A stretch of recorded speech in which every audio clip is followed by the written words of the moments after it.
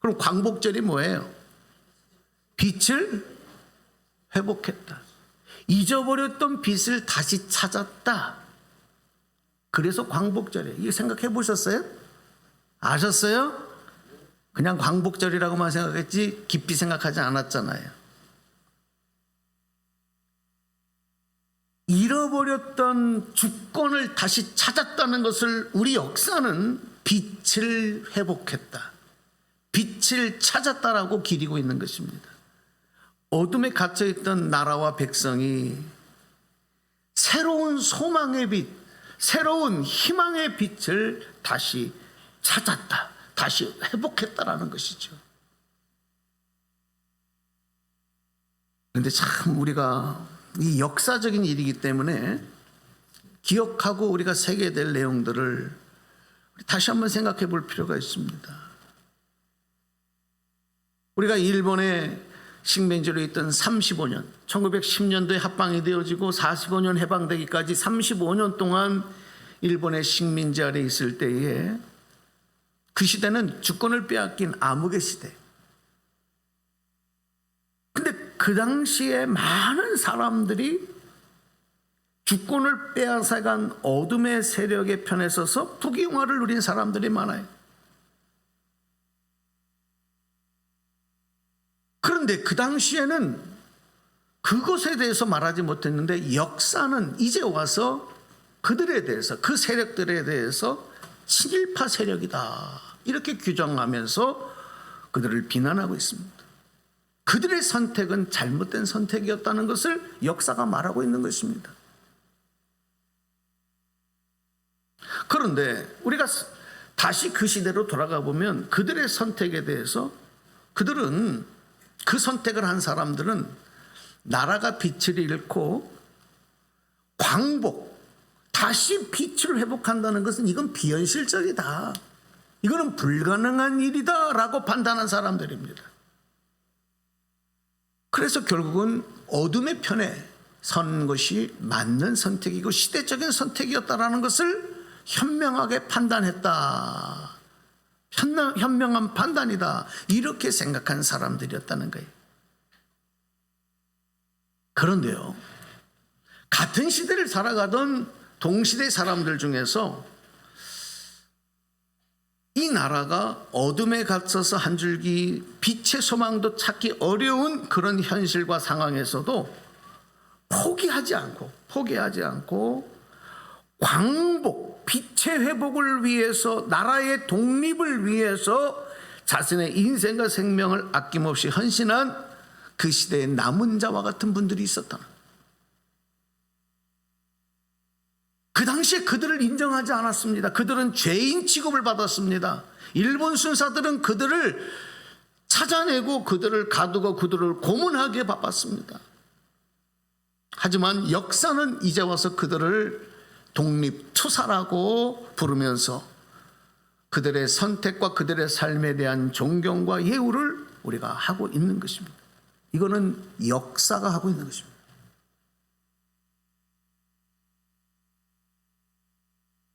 이런 선택을 한 사람들은 어둠에 갇힌 현실에서 어둠의 세력과 맞서는 선택을 하기까지 현실적으로 얼마나 많은 손해, 얼마나 많은 고통, 그리고 심지어는 자기의 생명과 자기의 모든 가족들의 안위까지도 포기해야 되는 이런 상황을 알면서도 그것을 받아들였어요.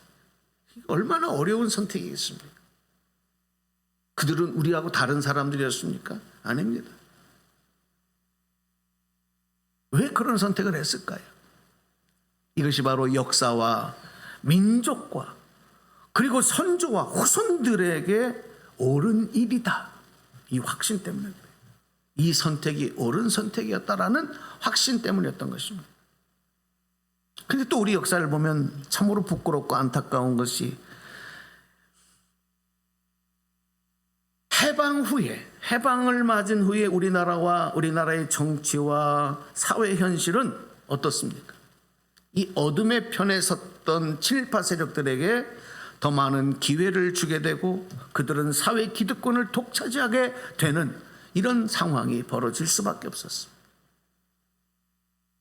그러면서 또 한편에 빛의 편에 섰던 그 선택을 했던 사람들은 해방 후에 기회를 박탈당합니다. 사회에서 기득권도 빼앗깁니다. 그 후손들까지 교육과 여러 가지의 기회에서 밀려나면서 사회의 하류층이 되어지면서 또 고국으로 돌아오지 못한 사람들도 많은, 그들을 돌보지 않으면서 그렇게 세월이 지나오는 이런 아픈 부끄러운 역사를 우리는 받아들일 수밖에 없었던 것입니다. 하지만 많은 사람들은 그것을 당연함으로 하는 거예요. 어쩔 수 없었다. 그 시대가 그랬다.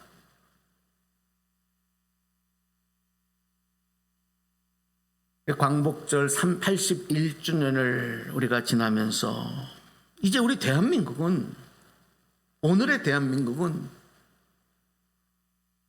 완전히 빛을 회복한 것을 넘어서서 세계 속에서 이제 경제 대국으로, 문화 대국으로 위상을 떨치는, 세계 모든 사람들이 가보고 싶은 나라, 살고 싶은 나라. 그래서 우리 한글을 공부하고 젊은이들이 일생의 로망, 대한민국, 한국에 가보는 것을 일생의 꿈을 꾸는 그런 나라, 그런 위협을 이루게 되었던 것입니다. 여러분, 이런 축복의 결과가 무엇이라고 생각합니까? 무엇 때문이라고 생각하십니까? 저는 결코 어둠의 편에 선 당시의 현실주의고 개인주의에 빠진 사람들의 선택의 결과라고 저는 생각하지 않습니다. 먼저는 하나님의 각별하시고 특별하시고 기쁘신 섭리 때문, 은혜 때문이고, 다음은 빛의 편에 서서 자신의, 그리고 자신들의 가족, 자손들까지도 희생을 당하면서 이 일에 물러서지 않았던 그들의 희생과 그들의 선택의 결과라고 저는 믿습니다. 우리 후손들은 그렇게 고백하며 살아가야 되는 것입니다. 저는 오늘 이 말씀을 먼저 여러분 앞에 같이 한번 이 역사적인 우리의 현실을 한번 공감하면서 나누면서, 이제 우리 그리스도인은 그러면 빛을 다시 회복한다라고 하는 이 단어, 광복의 의미를 다시 한번 말씀에 입각해서 되새겨야 되지 않겠느냐, 이런 의미에서 오늘 말씀의 제목을, 주제를 이렇게 정해봤습니다. 우리 한번 같이 읽어볼까요? 시작. 우리가 선택할 한 가지.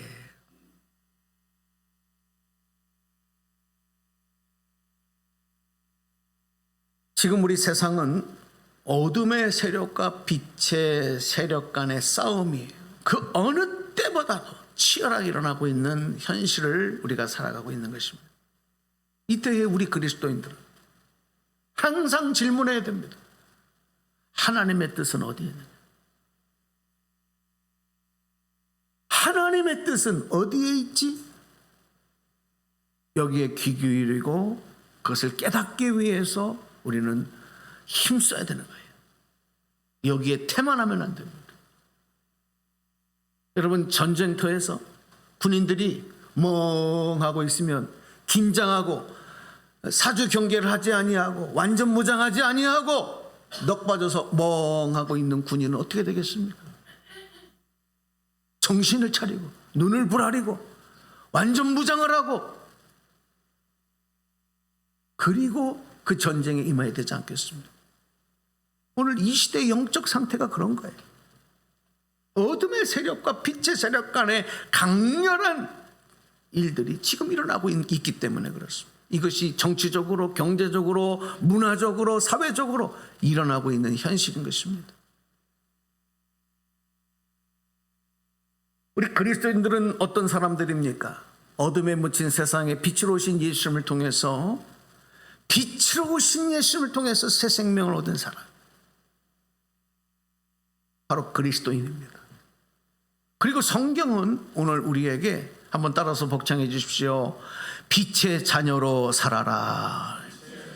다시요. 빛의 자녀로 살라. 성경은 오늘 우리에게 그렇게 말해요. 무슨 자녀로요? 빛의 자녀. 어둠의 자녀가 아니에요. 빛의 자녀로 살라. 오늘 본문 말씀에서도 우리에게 말씀하고 있는 것입니다. 오늘 본문 8절 말씀을 보실까요? 한번 같이 읽겠습니다. 시작. 너희가 전에는 어둠이더니 이제는 주 안에서 빛이라. 빛의 자녀들처럼 행하라. 성경은 어둠의 세력은 마귀의 세력이라고 해요. 어둠 세력의 주동자는 마귀라고 말씀하고 있는 것입니다. 그들은 세상에 뿌린 그 어둠의 세력들, 마귀의 세력들이 세상에 뿌린 그 씨앗들이 자라서 그 열매가 세상과 우리 사회 그리고 우리 삶의 많은 부분들을 다 차지했습니다. 지배하고 있습니다. 이것이 오늘의 현실인 것입니다. 성경에도 그런 말씀을 하고 있어요. 악한 가라지의 씨를 뿌려서 그 밭을 점령하는 그런 내용들이 있다는 말입니다. 이 어둠의 세력은 물질, 우리 현대인들이 열광하는 물질, 권력, 문화, 유행, 얼마나 매혹적인 이름이고 옷입니까? 그 이름으로 그 화려한 옷을 입고 사람들의 마음을 빼앗고 시대의 유행을 주도해 나가고, 누가? 어둠의 세력들. 현대인들이 가장 좋아하는 돈의 힘을 가지고 경제를, 권력을 통해서 세상과 사람들을 지배하고 있습니다.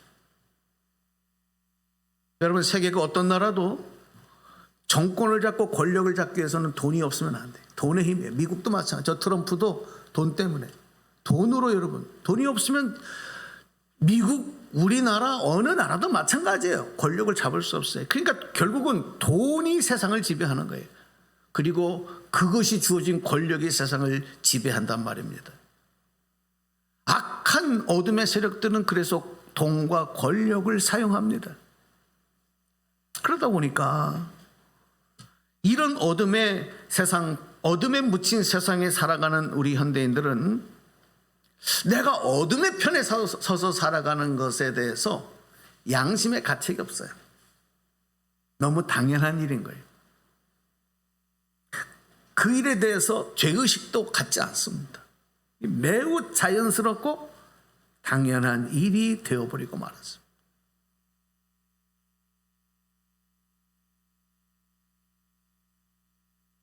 믿지 않는 세상 사람들은 그렇다 치고 우리 그리스도인들, 빛의 자녀로 살라고 한 예수 그리스도, 빛으로 오신 예수님으로 인해서 새 생명 얻은 우리 그리스도인들조차도 어둠의 세력의 편에 서고 그 힘을 추종하고 그들이 제시하는 목표를 내 삶의 목표로 삼고 살아간단 말입니다.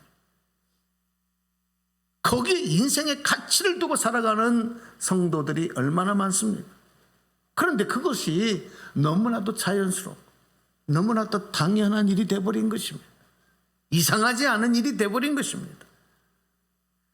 이런 모습은 여러분 다시 한번 우리 역사로 돌아가 보면 과거 일제강점기에 세상을 지배하던 일본 제국의 힘을 신뢰하고 동조하고 그들이 제시하는 목표와 가치를 내 삶의 목표로 가치로 여기며 살아가는 사람들의 당당했던 모습과도 흡사한 것입니다. 죄의식을 갖지 않죠. 자연스러운 일이었던 것입니다. 주변 사람들도 그렇게 살아가는 사람들을 오히려 부러워합니다. 그들의 선택이 옳은 선택이었다고 생각하면서 나도 저런 삶을 살고 싶다라고 오히려 그 삶을 추구하는 모습이 그 시대에 이루어졌던 것을 우리는 부인할 수 없습니다. 오늘 영적으로 보면 오늘 우리가 어둠의 세력과 그 세력을 추종하며 살아가는 모습이 이와 비슷하지 않습니까?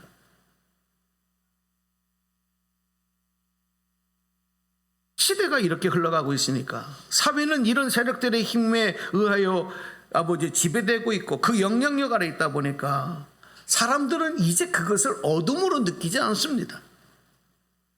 어둠에 묻혀 있으며 그것이 어둠이라고 생각하지 않는 것입니다. 오히려 그 어둠을 시대의 새로운 찾아온 빛이다. 이 어둠은 또 다른 빛이다라고 생각하는 사람들이 많아지고 있는 것입니다. 그런데 여러분, 역사는 우리 인생의 교과서예요. 역사. 그러니까 역사를 모르는 민족은 망한다는 말도 있지 않습니까? 역사는 뭐라고 말을 하느냐? 그런 세상과 그런 역사. 여러분, 이 역사는요, 그런 생각을 가진 다수의 사람들에 의해서 세상이 완성되어 가지 않는다고 말하는 거예요. 이 역사가 말하는 거예요.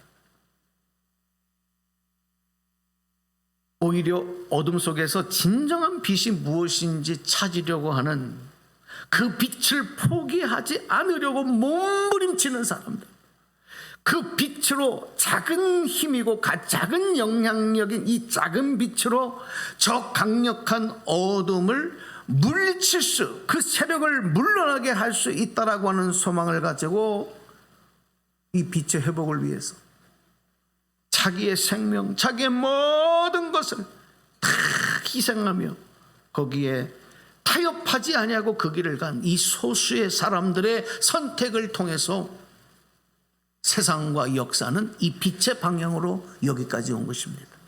여러분 동의하시면 아멘 합시다. 이 역사의 주관자가 하나님이신 줄로 믿으면 아멘 합시다. 여러분 이건 부인할 수 없습니다. 내 마음이 싫어도 이건 역사가 말해주는 증거이기 때문에 그렇습니다. 하나님의 음성이기 때문에 그렇습니다. 그런데 그런 선택을 하는 사람들은 그 당대의 현실에서는 어떻습니까? 죄인 취급을 받습니다. 좀 모자란 사람, 현실성이 떨어지는 사람, 세상 속에 나를 자신 있게 드러내지 못하는 사람, 얻는 것보다 잃는 것이 많은 사람, 그럼에도 여러분 타협하지 않습니다. 끝까지 빛을 포기하지 않습니다. 역사는 그들의 선택이 옳았다. 그들의 선택이 민족과 역사의 인류의 희망이 되었다라고 기록하고 우리에게 말해주고 있는 것입니다. 나 여러분에게 한번 질문하겠습니다. 오늘 말씀을 한번 여러분 들으시면 나는 이 세상 속을 이 세상에 살아가면서 어느 편에 선 사람, 어느 편에서 지금 서편에 서서 살고 있냐? 여러분 스스로에게 한번 질문해 보세요. 나는 어둠의 편에 서고 있나? 빛의 편에 서서 살아가고 있나? 또 한편은 이럴 거예요. 나는 한쪽 발은 빛에, 한쪽 발은 어둠에 양다리를 거치고 시소 타듯 필요할 때마다 이리저리 움직이고 있지는 않는가? 여러분이 마음으로 한번 대답 모르시겠습니까? 아셔야 합니다. 내가 지금 어느 편에 서서 살고 있는지 알아야지요. 질문해 봐야 되지 않겠습니까? 이 질문 없이 살면 여러분 짐승과 뭐가 다르겠습니까? 그냥 먹고 사는 거예요? 그 짐승들도 합니다.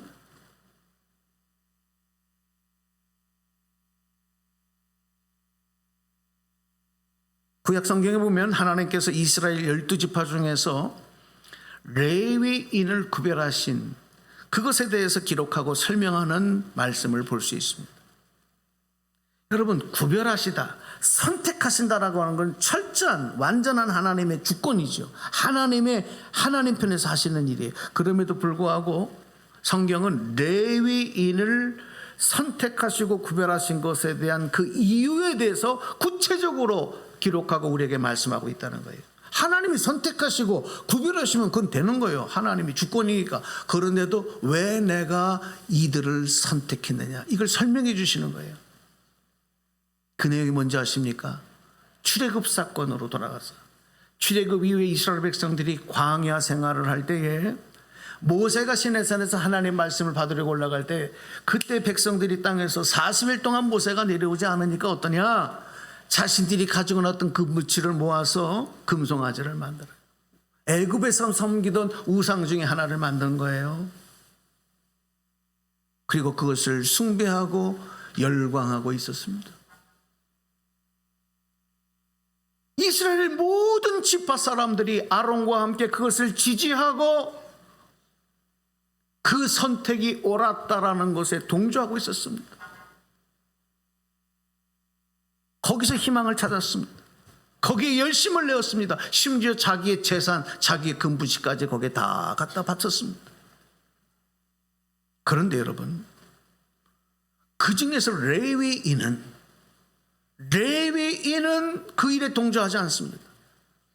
나머지 형제지파가 다 이 일이 옳다고 동조하는데 레위만큼은 다른 선택을 한 것입니다. 그들과 함께 하지 않았습니다.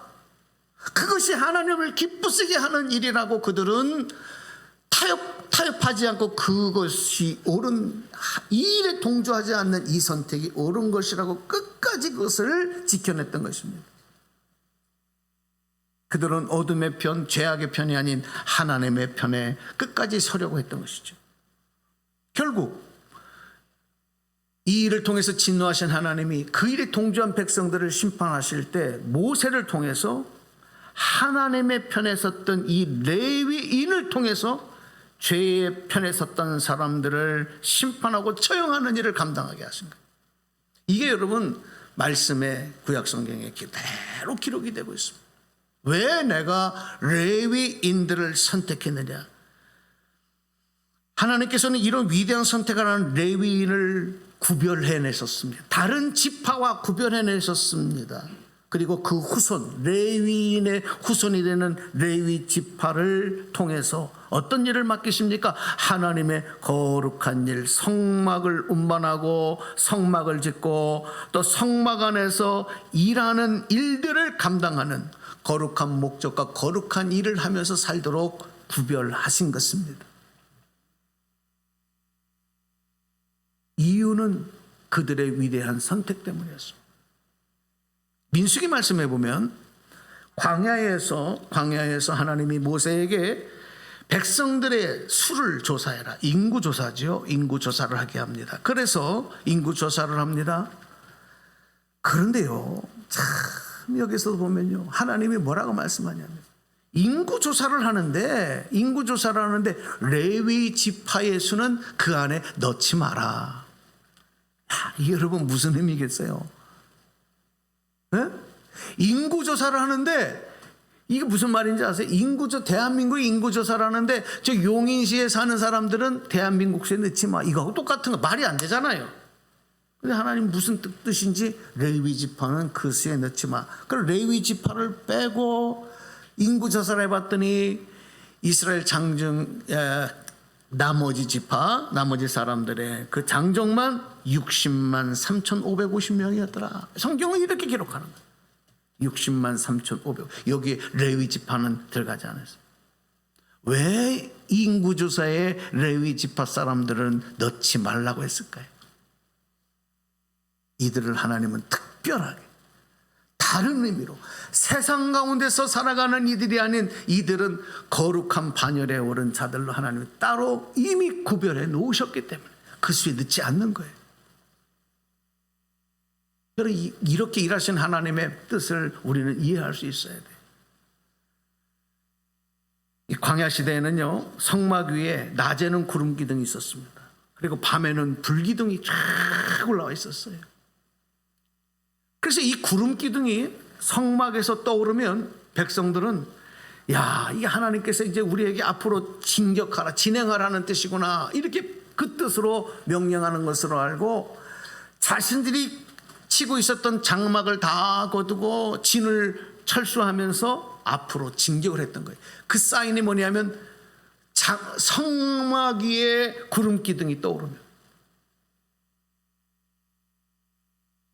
그래서 구름 기둥을 보면서 앞으로 진행하며 나가다가 구름 기둥이 그 자리에 멈춥니다. 그러면 그때 레위 지파가 그 구름 기둥이 멈춘 자리 밑에 하나님이 임재하시는 처소인 성막을 친 거예요. 이 거룩한 일을 레위 지파가 감당하게. 그러면 이 성막이 쳐지고 나면 이스라엘 백성들은 나머지 지파 사람들 그 성막을 중심으로 해서 각 지파별로 내가 거할 수 있는 장막 처소를 다, 텐트잖아요. 그때는 텐트. 그걸 다 치는 것입니다. 그리고 진을 형성했던 것입니다. 그 모습이 마치 군대가 진을 치는 모습과도 흡사한 모습이다. 이렇게 성경은 우리에게 말씀하고 있어요. 여러분, 앞으로 가고 앞으로 서고 이 우리 인생에 나아가는 모든 가운데서도 주체적인 역할을 감당할 수 있었던 것은 구별받은 자, 선택받은 레위 지파를 통해서 그 일을 감당하게 하셨다는 거죠.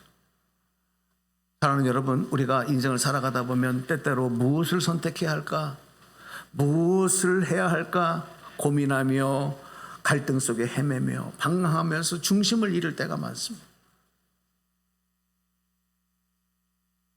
그런데 여러분, 우리가 살아가면서 선택해야 할 일들이 얼마나 많습니까? 한번 여러분 적어보십시오. 아침에서 눈 떠서부터 저녁에 잠들 때까지 하루 종일 선택해야 될 것들, 작고 큰 것 모든 걸 포함하면 아마 수십 가지 수백 가지일 거예요. 근데 그 중에서 정말 우리가 오늘 말씀에 꺾여서 선택할 한 가지, 반드시 선택해야 될 한 가지, 그것은 빛과 어둠 중에서 빛을 선택하라는 거예요. 할렐루야. 여러분, 이 선택에 실패자가 있어서는 안 됩니다. 우리 그리스도인 중에 이 선택에 잘못된 오판을 해서는 안 된다는 것입니다. 그리고 나면 나머지는 빛을 선택한 자의 삶은 하나님의 뜻과 섭리 가운데서 모든 것이 합력하여 선으로 바꾸게 해주시겠다. 그렇게 진행되도록 해주시겠다. 그러니 염려하지 말아라. 이것이 하나님의 우리에게 주시는 소망의 말씀인 거예요. 내 인생도, 내 생명도, 건강도, 자녀도, 생업도 하나님의 뜻과 섭리 가운데 진행되게 하려면 빛을 선택해요. 빛의 편에 서야 되는 것입니다. 그리고 하나님께 맡겨드리면 나머지는 하나님이 책임져 주셔요. 우리가 선택할 것은, 그래서 너희들 무엇을 먹을까, 무엇을 입을까, 무엇을 입을까 염려하지 마라. 너희들이 할 일은 뭐라고요? 빛의 편에 서는 일을 선택하면 돼. 나머지는 우리 하나님이 책임져 주시겠다는 거예요. 그리고 너희는 빛의 자녀로 살라. 빛의 자녀로 살라. 자, 오늘 본문 우리 10절 11절 읽고 이제 말씀 정리하려고 합니다. 10절 11절. 자, 말씀 생각하면서 읽겠습니다. 시작. 주를 기쁘시게 할 것이 무엇인가 시험하여 보라. 너희는 열매 없는 어둠의 일에 참여하지 말고 도리어 책망하라. 이렇게 말씀하셨는데도 우리 그리스도인들 중에는, 성도들 중에는 무엇을 어떻게 해야 하지? 어떻게 해야 하지? 하는 이 방법론에만 매여 있는 사람들이 얼마나 많은지. 그것이 인생을 살아가는 방법으로 하는 거예요.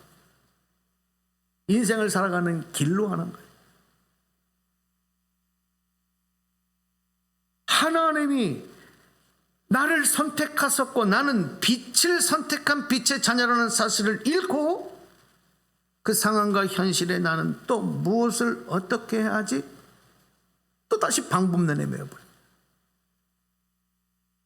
그래서 여러분, 우리 그리스도인에게는 방법론이 중요한 것이 아니라 더 중요한 것은 존재론이에요. 나는 빛의 자녀다. 할렐루야. 여러분, 이걸 잘 이해하셔야 합니다. 선지자 요나가 하나님께 불순종해서 하나님 명령한 니느웨가 아닌 다시스로 도망한 것이 대표적인 예 아니겠습니까? 요나가 잠시 잊었어요. 방법론에 빠져 있던 거지. 왜 내가 원수 나라에, 원수 도시를 가서 우리 원수 대적들이 심판받지 않는 그 일을 내가 해야 되느냐? 내가 이 길로 안 가는 게 맞지. 방법론. 내가 누구지? 나는 하나님의 택함 받은 선지자잖아. 하나님의 명을 전하는 사람이잖아. 이 존재를 잊어버렸어요. 그러니까 하나님 명령한 니느웨가 아닌 다시스로 간 거예요.